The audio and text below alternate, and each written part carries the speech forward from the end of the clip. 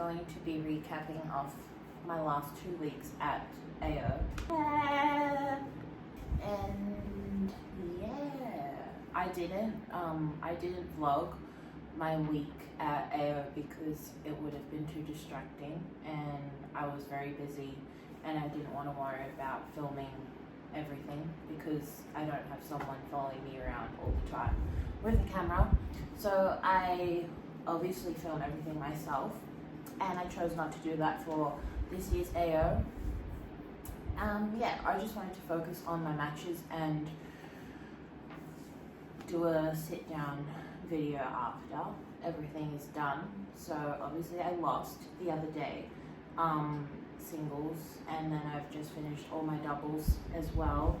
So I finished yesterday, and yeah, I just wanted to do a little rundown of everything that happened, and yeah, that's pretty much it.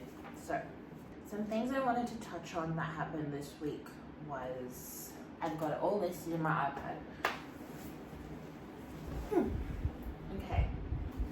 Okay, so I obviously came through qualies and I thought I played really well. I mean, I thought AO was really fun this year. Obviously I didn't have any match play. If you've watched my previous video, which I'm sure a lot of you have, because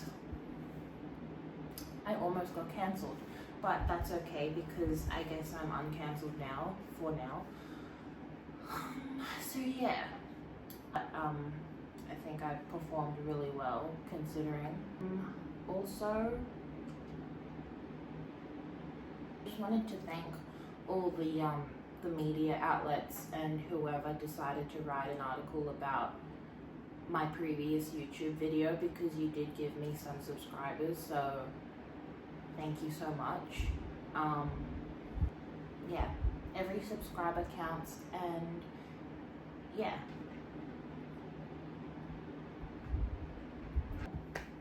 Okay, so let's talk about my outfits. So I actually didn't plan for any of my match fits to be, I don't know.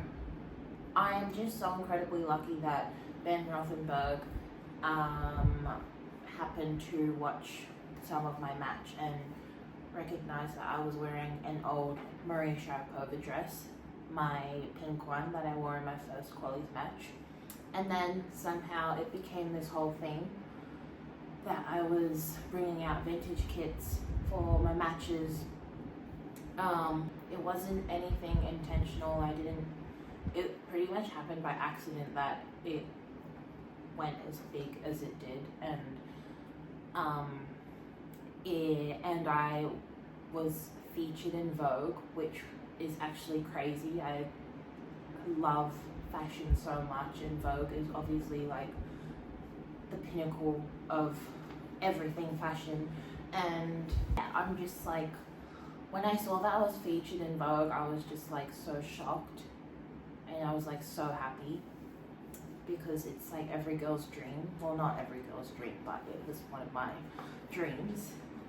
I don't know, I just thought it was so cool, and I was geeking out. Still am, but yeah. So I'm just gonna thank Ben Rothenberg for that. Well, if you've watched my Black Friday haul video, I did show 2 old vintage dresses that I bought off eBay or Depop. And they were 2 Adidas ones, I'm pretty sure. So I did buy them like a fair bit ago. I just didn't have anything to wear for AO because I wanted to wear something that, I don't know, I guess wasn't seen before. Like, they were seen before, but I just wanted to like walk out on court and feel good. But before all that, before I actually decided to wear my vintage stuff, because I just bought them to wear, obviously, but I wasn't sure if I should wear them for AO or if I should just like keep collecting and then save them for something else. The day before I had my first match scheduled, I was going through my dresses and trying on all the old ones, and yeah, I just decided on the pink one, and then I just decided to keep going because you guys were loving it, I guess.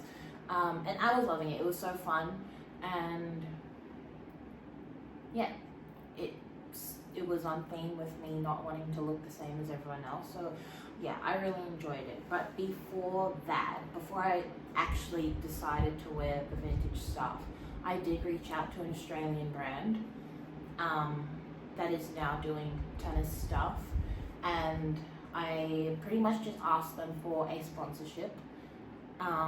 This was whilst I was in Sydney, and they pretty much said no.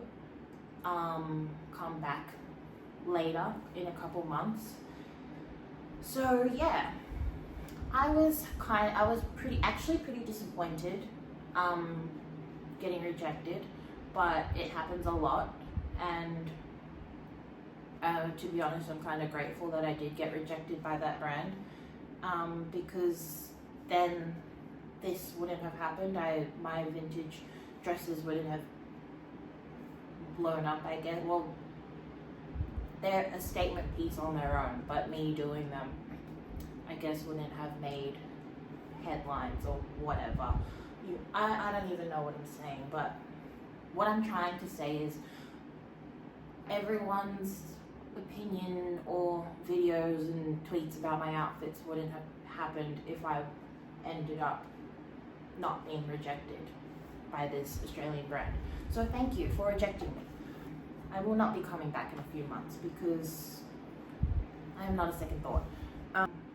Also, I just want to say to everyone sending me messages, comments, videos, all that stuff, thank you so much. I cannot possibly get back to everyone. It's impossible. I would love to, but I am so tired from the last 2 weeks. I just had like a nap before, and I'm still dead. But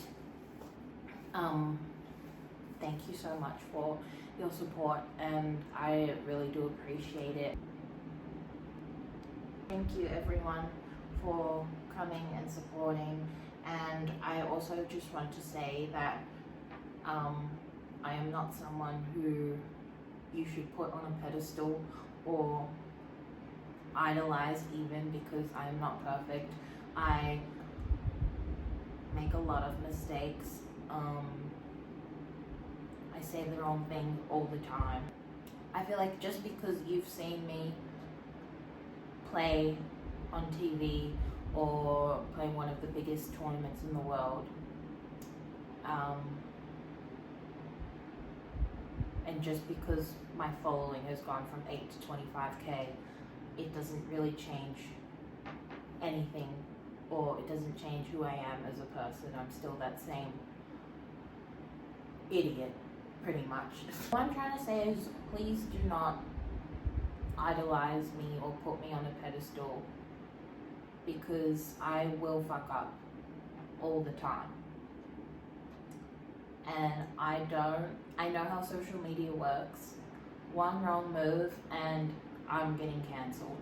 That goes for everyone in the public eye, and it almost happened to me the other week. So I just don't want to live up to a false expectation. And just the idea of me that you see on TV is like, just don't. I am not perfect, so yeah. Like, if I do something that is out of line, or I don't know, if you see me retaliating to people online, retaliating hate comments online, that's me. Like, that's not me acting out, that is just me. So whatever standard that you think, please put it down here. No, I'm not perfect, and I'm not saying you think I'm perfect, but I'm just saying I am getting like so many amazing messages of just everyone saying that I'm inspiring their kids or inspiring them, and obviously it's amazing. It's why we play sport. Well, it's part of the reason why we play sport at such a high level, but at the same time, I am not someone. I'm not a robot, okay? I am going to swear, I'm going to answer back, I'm going to do whatever I want, because that's me.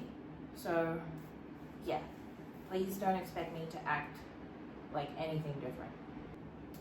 Oh, another thing, I'm just gonna say this is really random, but it's been annoying me for so long and for so many years. If you're looking at my story and you're not following me, could you try do it from like a fake account or something, because it just really pisses me off. And I've blocked a lot of people for doing this because it just gets to me and I don't know why. Maybe because I'm like a paranoid person, but yeah, that's something that really annoys me that nobody asked for, but I'm saying it here because it does happen every single day, and I do see who looks at my stories on Instagram, just because I'm just interested to see if anyone is sending me negative energy, and if I feel like they are, then I will block them. So yeah, maybe just try to look through it from a fake account, if possible. Thank you. But yeah, overall the last 2 weeks were so good. I was pretty much locked in from the get-go. I didn't have any practice matches before, so I was literally like so pent up, and I hadn't played a match, I hadn't played like any actual points. So yeah, I think that's part of the reason why I did as well as I did these last 2 weeks. I feel like I just used it as extra motivation.